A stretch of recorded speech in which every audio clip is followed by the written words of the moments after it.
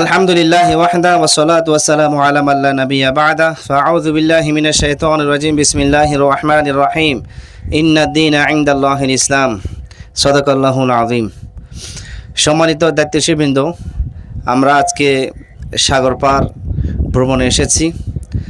অন্যান্য ভাইরা যেভাবে ভ্রমণ আসে আমরা সেই উদ্দেশ্যে আসিনি। আমাদের ভ্রমণ আসার মধ্যে কল্যাণ, নেক নিয়াত, দাওয়া, জামা, সফর এবং শারীরিক আপনার প্র্যাকটিস এবং মানসিক প্রশান্তি, দিনকে বিজয় করা, নবী সুন্নাহকে জীবিত করা, মুসলিম পারস্পরিক ঐক্যের ব্যবস্থা করা, সবগুলো এখানে বিদ্যমান থাকে।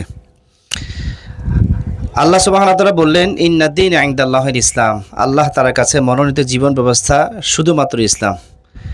কোনো মানুষ যদি ইসলামকে বাদ দিয়ে মানুষের তৈরি করে মতবাদ বা পশ্চিমা কোনো থিওরিকে অনুসরণ করে, আল্লাহ বললেন এই থিওরি, এই মতবাদ, এই আদর্শ আমার কাছে গ্রহণযোগ্য নয়, এই জীবন ব্যবস্থা কোনোভাবে আমার কাছে গ্রহণযোগ্য নয়, এবং যারা অনুসরণ করবে তারা দুনিয়া আখিরাতে ক্ষতিগ্রস্ত হবে। ওয়া মান ইয়াবতাগি গায়রাল ইসলামি দীনান ফালা ইউকবালা মিনহু ওয়া হুয়া ফিল আখিরাতি মিনাল খাসিরিন। আল্লাহ সুবহানাহু ওয়া তাআলা বললেন যে আল-ইয়াওমা আকমালতু লাকুম দীনাকুম ওয়া আতমামতু আলাইকুম নি'মাতি ওয়া রাদিতু লাকুমুল ইসলামা দীনা। ইসলাম কমপ্লিট কোড অফ লাইফ। কেউ যদি বলে যে আমি মুসলমান হয়েছি, তাহলে তাকে এ টু জেড তার জীবনের প্রতিটি ক্ষেত্রে ইসলামকে অনুসরণ করতে হবে। কিছু মন মতো হলে সেটাকে অনুসরণ করবে, মনের সাথে সাংঘর্ষিক হলে সেটাকে ডাস্টবিনে ফেলে দিবে। এর নাম মুসলিম হিসাবে বিবেচিত হওয়ার মতো নয়। এবং সবচেয়ে গুরুত্বপূর্ণ কথা হলো, বর্তমান সময় আমরা যেই ফিতনার সময় পার করছি, এই সময়টি আমাদের জন্য অত্যন্ত ভয়াবহ। একজন ইমানদারের জন্য জঙ্গলে চলে গিয়ে বসবাস করার মতনই পরিবেশ হয়ে গেছে।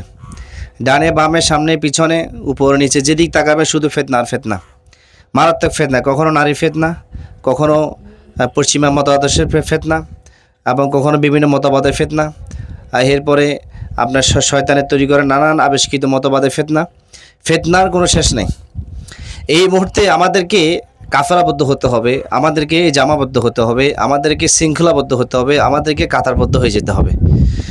কারণ এই ফিতনা থেকে বাঁচার জন্য কাতারবদ্ধ হওয়া ছাড়া বিকল্প আর কোনো রাস্তা নেই। রাসূল সাল্লাল্লাহু আলাইহি ওয়াসাল্লাম বলেছেন, যে ব্যক্তি জামা থেকে সরে গেল, সে তার গলা থেকে ইসলামের হারকে সে খুলে ফেলল। কঠিন একটা বক্তব্য। আপনারা যেহেতু প্রত্যেকেই দায়িত্বশীল এবং প্রত্যেকে জিম্মাদার, আপনাদের অনেক কাজ আছে। আমরা শুধু এখানে ট্যুর করব বিষয়টা এমন না। আমাদের এখান থেকে পরবর্তী ভাইদের জন্য আমরা মেসেজ নিয়ে যাব যে এখানে ধর্মীয় আলোচনা, পাশাপাশি শরীরকে গোছানোর জন্য, শরীরে প্র্যাকটিস করার জন্য, শরীরকে ঠিক করার জন্য আর একটু খেলাধুলা, সেটাও ঠিক আছে। পাশাপাশি কিছু ইসলামী সঙ্গীত, বিপ্লবী সঙ্গীত, সেটাও লাগবে। এরপরে আল্লাহর সৃষ্টি দেখে আল্লাহকে স্বীকার করা, আল্লাহর প্রতি দাবিত হওয়া এবং আল্লাহর কৃতজ্ঞতার কাছে মাথা নত করা, আল্লাহ তাআলার কাছে মাথা নত করা, সব কিছু এখানে বিদ্যমান। সুতরাং আমাদের প্রতিটি ক্ষেত্রে আল্লাহ তাআলার জন্যই আমাদের প্রতিটি জীবনের প্রতিটি ধাপ শুধুমাত্র আল্লাহর জন্য ওয়াকফ করে ফেলতে হবে। আমরা যদি এখান থেকে সিদ্ধান্ত নিই যে আমার জীবন, আমার মরণ, আমার বেঁচে থাকা, আমার হায়াত, আমার সব কিছু, বিবাহ শাদী সব আল্লাহর জন্য আমি ওয়াকফ করলাম, এই বিষয়টা মুসলমানরা ক্লিয়ার না। মুসলমানরা কিছু আল্লাহর জন্য ওয়াকফ করে, কিছু শয়তানের জন্য ওয়াকফ করে, কিছু নিজের মনের জন্য ওয়াকফ করে, কিছু সমাজের জন্য ওয়াকফ করে, কিছু মায় মুরবির জন্য ওয়াকফ করে, কিছু মাজারের জন্য ওয়াকফ করে, আবার কিছু পশ্চিমা সভ্যতা বাস্তবায়নের জন্য ওয়াকফ করে। তো যদি এরকমই হয়, তাহলে তো ঈমান আনার ফায়দাটা কি? সুতরাং আমাদেরকে এখানেই সিদ্ধান্ত নিতে হবে, এখন থেকে সিদ্ধান্ত নিতে হবে, আমার পুরো জীবন মৃত্যু পর্যন্ত আল্লাহর উপর আমি সুপর্দ করে দিলাম। এরপর বিপদ আফত, সুখ দুঃখ, কল্যাণ অকল্যাণ, উন্নতি অবনতি, যা কিছু আসবে মনে করতে হবে এটা আল্লাহর পক্ষ থেকে আসছে। আমার প্রথম কাজ আল্লাহর জন্য নিজেকে নিবেদিত প্রাণ হওয়া। আমাদের আসলাফগণ, সাহাবা ইকরাম, তাবিন, তবে তাবিনগণ, তাদের প্রথম কাজই ছিল এটা, আল্লাহর জন্য নিজেকে উৎসর্গ করে দেওয়া। যেমন ইব্রাহিম আলাইহিস সালাম তার সন্তানকে আল্লাহর জন্য উৎসর্গ করেছিলেন, ঠিক তদ্রূপভাবে আমাদেরকে প্রত্যেককে, নিজেকে, নিজের পরিবারকে, নিজের ছেলে সন্তানকে এটা শিক্ষা দিতে হবে যে আমরা একটা বিজয় জাতি ছিলাম অতীতে। 100 বছর আগে টানা 1300 বছর পর্যন্ত আমরা বিজয় জাতি ছিলাম। এই 100 বছর যাবৎ আমরা দাসত্বে পরিণত হয়েছি, আমরা গোলাম হয়ে গেছি, আমরা শয়তানের অনুসরণ করতে বাধ্য হচ্ছি। সুতরাং আমাদেরকে আবার সেই 1300 বছরের ইতিহাসগুলো সামনে আনতে হবে। সেই জন্য আমাদের একটা সিলেবাসে বই, যে লস্ট ইসলামিক হিস্ট্রি, এর পাঠ্যক্রমে বেশি গুরুত্বপূর্ণ, যে ইসলামে হারানো ইতিহাস। আমরা আমাদের অতীতের যে সোনালী যুগ সম্পর্কে আমাদের জানা নাই। একজন মুসলমান তাকে যদি জিজ্ঞেস করা হয় তুমি কাফেরদের আদর্শ কতটুকু জানো, সে সুন্দর করে বলবে, একদম মানে মুখস্থ বলে ফেলবে। তাকে যদি জিজ্ঞেস করা হয় তুমি মুসলিম বিজ্ঞানী সম্পর্কে দু একটা কথা বলো, সে শুরু করবে আপনার কাফের মুশরিকদের বৈজ্ঞানিক যারা আছে তাদের নাম শুরু করবে, কিন্তু মুসলিম বৈজ্ঞানিক সম্পর্কে তার ধারণা নেই। অথচ আমরা গণিত যেটা দেখি, গণিত তো মুসলমানদের আবিষ্কার। ওমর খাইয়াম কে ছিল? একজন মুসলিম ছিল। তারপরে আবুল বাত্তিন একজন মুসলিম ছিল, গণিতের আবিষ্কারক। তো আমরা কি আমাদের সোনালী যুগের মুরব্বীদের নাম নিতে পারছি? বাইতুল হেকমা ইসলামী জ্ঞান বিজ্ঞানের গবেষণাগার ছিল, এটা তার স্থান ছিল বাগদাদে। বাদশাহ মামুনুর রশিদের সময় এই বাইতুল হেকমার গঠন করা হয়েছিল। পৃথিবীর সমস্ত বৈজ্ঞানিকগণ ওখানে থাকতো। এবার আমরা যদি দেখি চিকিৎসা ক্ষেত্রে আমরা কাকে মনে করি? মানুষে গেলেন মনে করে যে না, গেলেনই পুরো পৃথিবীর মনে চিকিৎসা রাজা, মানে চিকিৎসা শাস্ত্রের জনক। বিষয়টা তো এমন নয়। গেলেন থেকে আরও বড় বড় গেলেন ছিল, তারা ছিল মুসলিম, ইবনে সিনা, তার আগে ছিল মোহাম্মদ ইবনে জাকারিয়া আল রাজি। কই তাদের নাম কি মুসলমান জানে?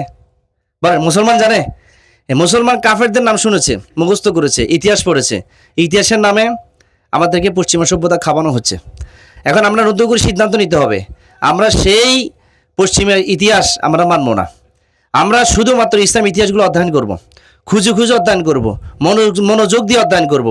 বর্তমান সময়ের সবচেয়ে বড় একটা সমস্যা, সেটা হলো মানুষ সংশয়বাদী হয়ে গেছে।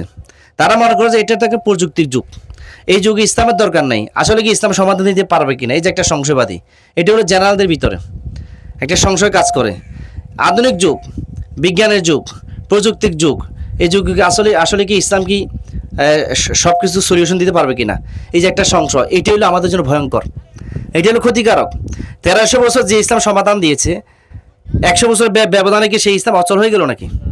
হ্যাঁ, যে ইসলাম বিজ্ঞানের জন্ম দিয়েছে, যে ইসলাম চিকিৎসা শাস্ত্রের জন্ম দিয়েছে, সেই ইসলাম কি এখন চলতে পারে না? হ্যাঁ, এখন চলতে পারে, অবশ্যই চলবে। কিন্তু দুঃখজনক বিষয় হলো কাফের মুশরিকরা আমাদের ইতিহাস চুরি করেছে। কাফের মুশরিকরা আমাদের আপনার আমার মুরব্বীদেরকে মানে তাদের ইতিহাসগুলো বাদ দিয়ে কাফের মুশরিকদের ইতিহাসগুলো সামনে শো করেছে। এর ফলে কি হয়েছে? মুসলমান পশ্চিমামুখী হয়ে গেছে। আমরা যারা ইসলামপন্থী দিয়েছি তাদের ভিতরে সংশয়, তারা এই যুগে বলতেছে আর আসলে এই যুগের ভিতরে রসুলের সুন্নত দিয়ে কি জিন বিজয় করা সম্ভব? এই যে একটা সংশয়। কেন ভাই? রসুলের সুন্নত দিয়ে কেন দিন বিজয় হবে না? তাহলে কাজ সুন্নত দিয়ে দিন বিজয় হবে? কাফেরদের সুন্নত দিয়ে? লা হাওলা ওয়ালা কুওয়াতা ইল্লা বিল্লাহ। তাহলে লাকাদ কানা লাকুম ফি রাসূলিল্লাহি উসওয়াতুন হাসানাহ, এই আয়াত পড়ার দরকার কি? ওয়া মা আতাকুম রাসূলু ফাখুযুহু ওয়া মা নাহাকুম আনহু ফান্তাহু, এই আয়াত পড়ার দরকার কি?